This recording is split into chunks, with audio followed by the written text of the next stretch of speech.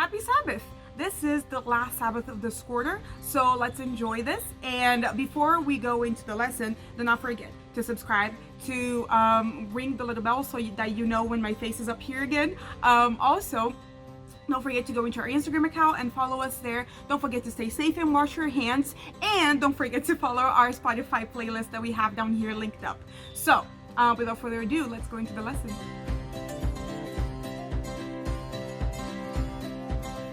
Happy Sabbath! We actually are reaching the end of our lesson. This is the last lesson that we're gonna have for this quarter. So this is lesson 13, and the name of lesson 13 is From Dust to Stars. It is based on Daniel chapter 12. We have been studying the whole book of Daniel this quarter, so if you missed some, you just go back on our playlist. You're gonna see a lot more that you can learn from. Okay, and Daniel chapter 12 is a continuation of what happened from the last chapter, that is chapter 11. We're gonna start by reading the new chapter 12, verse number 1, and it says, "At that time Michael shall stand up, the great prince who stands watch over the sons of your people, and there shall be a time of trouble such as never was since there was a nation, even to that time. And at that time your people shall be delivered, everyone who is found written in the book." So, over here in the first verse of Daniel, we already have a few references to what just happened in chapter 11. So he says at that time. So right then, if you remember, the last thing that happened before we move to chapter 12 is that the king of the north, or which is like the kingdom of evil, just stood in front of the people of God, and then it crumbled on itself. And then it says, and then at that time, Jesus enters. So it's kind of like a screenwriting kind of situation. It's like, and then enters Jesus, and then Jesus shows up. And it's really interesting because if you take a look at the way that it describes him as showing up, it says that Michael shall stand up. And then if you notice, if you study the entire lesson of the book of Daniel just in general, you know that the last time that the name Michael shows up, it is in a military manner. Actually, the way that every time that the name Michael, that is one of the names for Jesus, shows up in the Bible, is usually as a general, as a captain, as somebody that's fighting, right? It says that Michael and his angels fought against the beast and that kind of thing in Revelation. So when it says that Michael, it says that at that time Michael shall stand up. The verb stand over here means more in the original language than it does for us in English, or well, most of these languages actually. And it says it kind of means it has already the military vibe going for it. So it's kind of like saying that Michael will put his feet down, that he will take his military position.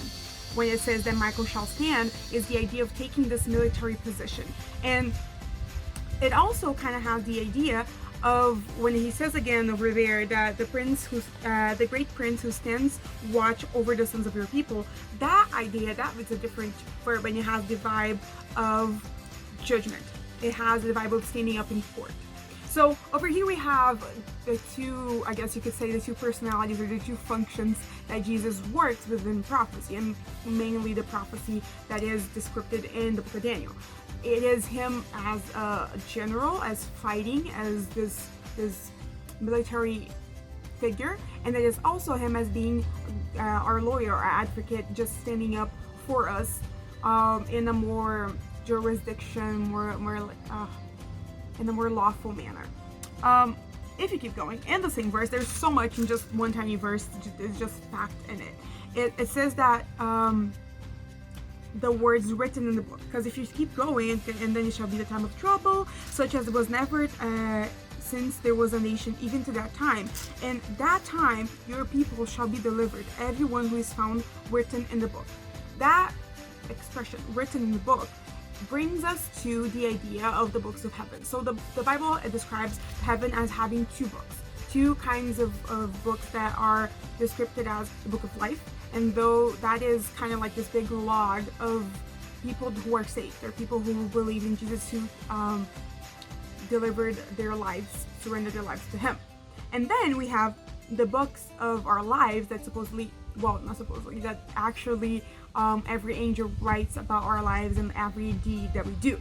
So the way that these two books are correlated is, so you go about your life, you live your life, and then you do good deeds and you could do bad deeds, right? You do like that kind of thing. And then that is the idea of him. Do you have an angel and he's writing everything down so that you can be judged from it later. Now the idea of the book of life is, there is no way that your little book of your little life can be good enough to pass the bar of heaven. So the idea of the book of life is, Jesus died for you, and he is your lawyer, your advocate. He's gonna do all the talking, he's gonna do all the work for you. So once you accept that, then your book is cleansed by his blood. Like his blood is this big eraser, it's cleansed. And then like that, because your book now is his book, then you get to have your name in the book of heaven, and that is the book of life. So when it says that their names were written in the book and that they are gonna pass through this tribulation time because their names are written in the book, it means they're gonna pass through this because Michael is now them. They are the people of God, they are the people of Michael, and he will fight for them because they are a part of him. They accepted it. That's what the verse is saying, which is great because in the middle of it, it says that it is such a time of trouble that nobody has ever seen before. And then if you keep going to verse 2 and 3 of chapter 12, we're going to read, and it says, "And many of those who sleep in the dust of the earth shall awake, some to everlasting life, some to shame and everlasting contempt. Those who are the wise shall shine like the brightness of the firmament, and those who turn many to righteousness like the stars forever and ever." Now, it gives this description of the way that they will rise after this great tribulation, which is kind of interesting because once you hear that these people are being attacked in such an awful way, and that the whole world, not only the people of God now, the whole world is being attacked by this great tribulation, it is like a scary situation. And yet it says, yes, but they're going to rise.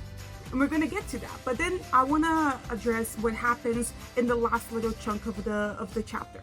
We're going to read Daniel chapter 12, verse 4, and that says, "But you, Daniel, shut up the words and seal the book until the time of the end. Many shall run to and fro, and knowledge shall increase." Here we have this order, right? That kind of God or the angel, whoever's narrating this vision, it says that Daniel has to shut up the word, that he has to seal the book. And then at some point, people are going to understand what is written in the book, but that's going to take a little while. And it's interesting because over here, when he says, "But you, Daniel, you shut the words and you seal the book until this time where a lot of knowledge is going to happen. And until that time, many people are going to try to decipher what you wrote. People are going to run to and fro looking for knowledge, but they're not going to get it." And then there's different interpretations for this, okay? We have this idea of running to and fro. Some people believe that this is the time in history where knowledge became more of a well-known and a widespread situation, right? When people weren't as illiterate anymore, and then just the pursuit of knowledge in general.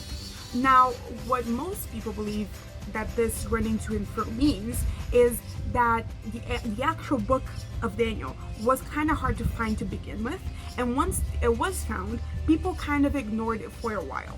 Actually, the time when the book of Daniel actually started being studied and read as with more attention was already in the Protestant Revolution. And the Protestant Revolution coincides with a prophecy that we studied a couple chapters ago, the prophecy of Daniel chapter 8, if I'm not mistaken. And at that time, that the book would be unsealed, when it says that he should seal the book, and then when knowledge is plentiful, until then people run to and fro, and then when knowledge is plentiful, the book would be unsealed. When the book is unsealed, it is the end of one of the prophecies, and that is the prophecy of that is mentioned at the end of this book, verse 12. At the end of this chapter, verse 12, it's the prophecy of 1,335 days. I'm going to read verse 12, and you're going to see. It says, "Blessed is he who waits and comes to the 1,335 days." So at that point in time, then the book would be unsealed, and then people would kind of understand. There is a reason for that.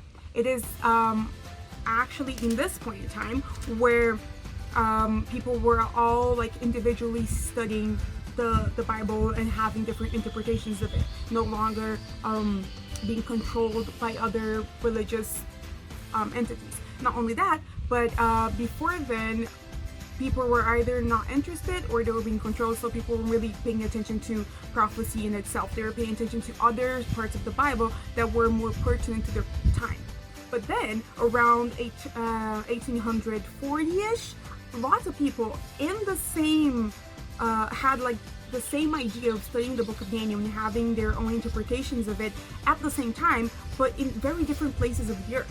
We're gonna have in England, lots of people, there's so many that I didn't even write any names. We're gonna have in the Middle East this one guy called Joseph Wolfe. Then in South America, there was this one guy called Manuel Lacunza, and then William Miller in the United States of America, and that's the most known one because that's what birthed our church, the Adventist Church. And the funny thing about it is, if you know anything about the story of William Miller, you know that he didn't really want to study this. He did, and then he was just kind of curious, and mostly he did it because he didn't like going to church, because he didn't like how his uncle, that he only liked actually how his uncle preached. And then when his uncle wasn't there, he wouldn't go to church because he wasn't interested in it. So he would just study at home. And then he studied for like 10 years or so about this prophet, the book of Daniel in general, right? These prophecies, I guess. And it was not possible because the book of Daniel is kind of like open with the book of Revelation. They are very, very close together, correlated. They're kind of like book 1 and book 2. And then he studied for a while. And once he knew, he was like, okay, now I know. And then God was like, yeah, but you have to tell other people though. He's like, not really. And he fought with God so many times about it. And then suddenly he was like, okay, fine. If somebody shows up at my door right now and tells me that tomorrow I have to preach, then sure, I'll preach. And then his nephew. And then his nephew showed up at the door. He's like, yeah, so we need somebody to preach because we don't have anybody to preach Sunday in church. So would you do it? Because you've been studying the Bible, right? And then he just straight up left his nephew at the door, went the other way, went to this little like forest thingy that they had like in the middle of the woods that he had in his home, and he was just like fighting God. He's like, no, I said no, Lord, I said no. And then Lord was like, yeah, well, you did give me a challenge, so here you go. And the interesting thing about it is all of this happened at the same time. So when the book of Daniel says at one point, the book will be unsealed, that's what it meant. And it actually even gave us like the time for that. So when you read chapter 12, and then you go to verse 7, it says, then I heard a man clothed in linen, who was above the waters in the river, when he held up his right hand and his left hand to heaven, and swore by him who lives forever, that it shall be for a time, times, and half a time. And when the power of the holy people has been completely shattered, all these things shall be finished. Verse 9 says, and he said, oh, go your way, Daniel, for the words are closed and sealed until the time of the end. The time of the end is a very important prophetic period. And we're going to go into that when we go back and re-examine verse 2 and 3. Verse 1 finishes with the whole thing about how the Great Tribulation was about to come. And then that is a part, like a compository, that is a big happening of the end of time, of the time of the end. And it says that it's worded in a very interesting way that I really love, because pay attention to this. It says, and many of those who sleep in the dust of the earth shall awake, some of the everlasting life, and some to shame and everlasting contempt. Now, the way that it says those who sleep in the dust of the earth shall awake is a callback, because if you remember, the Bible is a whole like reference book, is a callback to Genesis chapter 3 verse 19. In Genesis chapter 3 verse 19 that we're going to read right now is right after Adam and Eve, they sinned, and you know the story. And then right after that, once they are cast out from the Garden of Eden, it says in verse 19, and the sweat of your face shall eat bread, till you return to the ground, For out of it you were taken, for dust you are, and to dust you shall return. That is the other time in the Bible where from dust you are and from dust you shall return. The idea of dust and earth are related. And then over here, when it says that people will awake from the dust of the earth, that means that now from this point in time, after the Great Tribulation, when Jesus comes back, from this point in time, this great break of the relationship that we were supposed to have, human and God, was restored. It's kind of like saying, well, now the thing that we broke was fixed. Because when it says from dust, from the earth of the dust, it not only means so now it is over. It's more than that. It also means it's a callback to the idea of that there is no immortal soul. There's no ghosts. There's no people there have unfinished business. In fact, if you read verse 13 of chapter 12, it says, "But you go your way to the end, for you shall rest and will arise to your inheritance at the end of the days." It treats death as this kind of merciful, even if awful situation. Because nobody likes it. It's not good. Nobody's saying that death is a good thing. It does ruin people's lives. And more than at any time in history, we understand that. Because now more than before, you know when people die because their Facebook pages just vanish, because their Instagram accounts become just shrine to those people, and you feel it. Because when your favorite celebrity dies, you feel it. You see, the thing about death over here is that it's not treated as this great happy thing, as many people think. It's like just this finish, the end of this journey. It's treated as this rest, even though it is punishment. Because that's how great and amazing God is. It is our punishment. It is not a fun time, but it's also restful. Because it's worse to be just in pain forever and ever. And then, if you read Romans 8, verse 18, is the last verse we're going to read. And it has one of the most just hopeful and perfect messages that the Bible has to tell you. Like, really, this is the verse that you should read whenever you feel down for anything. This is it. We're going to open Romans 8, verse 18. And it says, "For I consider that the sufferings of this present time are not worthy to be compared with the glory with which it shall be revealed in us." It is not compared. Darling, quarantine is not compared to the glory that will be revealed for us. The Great Tribulation, and by the way, this Great Tribulation, it is also described in Revelation, and I can't remember the chapter exactly, but in Revelation it says that there are angels holding the fury of the earth and the passions of humans.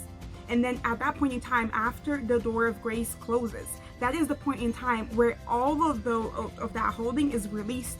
Can you imagine the wickedness of people just unchecked by any kind of law, any kind of moral code? That is awful. And we don't even know how long that's gonna last. That is the Great Tribulation. And after that, God is telling you, but it is not compared to the glory of heaven. When we go back to the memory verse of this week, it is clearly the thing that we need to remember about this whole entire lesson of Daniel. If you don't remember anything else that I have ever told you, you should remember this, because verse 3 says, "Those who are wise, they shall shine like the brightness of the firmament, and those who turn many to righteousness like the stars forever and ever." Forever and ever. Because we are dust from the stars, we are made by the Creator of heaven. And our pain right now is not compared to the glory that we will have someday. So, like Daniel, God is telling us today to rest, to go our way, chill, and just wait for our reward, because it's coming. Let's pray. Father in heaven, just holy is your name. Lord, we thank you so much for this beautiful time that you gave us to study the book of Daniel. Thank you, Lord, because we were born in the time where knowledge is plentiful, in a time where we understand the prophecies that you have told us. Lord, thank you so much because you keep telling us prophecies about our protection and the love that you have for us. Lord, we are in a time of tribulation, and we know that the great tribulation is still to come. But Lord, we believe every day a little bit more in the prophecy that you made us in Romans. This prophecy of, as hard as it is right now, is going to be so much better when it's over. In fact, it's going to be so much better that we're not even going to remember the pain that we had down here. Lord, please help us to be vessels of your word. Make us different, change us, make it so that our book of deeds is actually your book of deeds. In Jesus' name, amen. Okay, happy Sabbath. And next quarter, we're going to study about how to study scripture, so I cannot wait to see you there.